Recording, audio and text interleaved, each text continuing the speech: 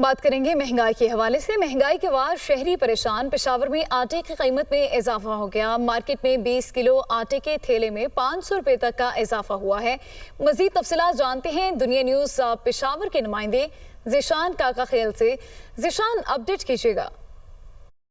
बिल्कुल, आटे की कीमतों में मज़ीद इजाफा हो गया है, जिसके बायस शहरियों को काफ़ी मुश्किलात का सामना करना पड़ रहा है। शहरियों का शिकवा है कि अब आटा ख़रीदना भी उनके लिए मुश्किल हो गया है।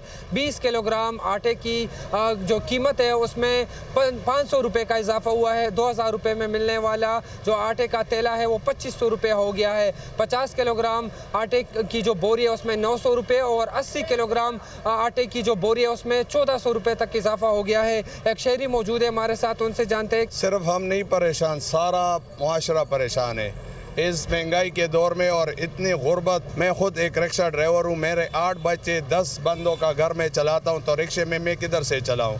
3000-2500 का कोई आटे का तोड़ा ले ले तो वो बाकी अखराजात किधर से पूरे करे और अपने बच्चों को स्कूल की फ़ीसों और तालीम के लिए क्या अखराजात किधर से लाए। जी, जैसा कि आपने सुना कि महंगाई के इस दौर में बुनियादी जो अशियाई ज़रूरिया है उसकी कीमतों में दिन ब दिन इजाफा होता जा रहा है। शहरों ने मुतालबा किया है कि इस कीमतों को कम किया जाए।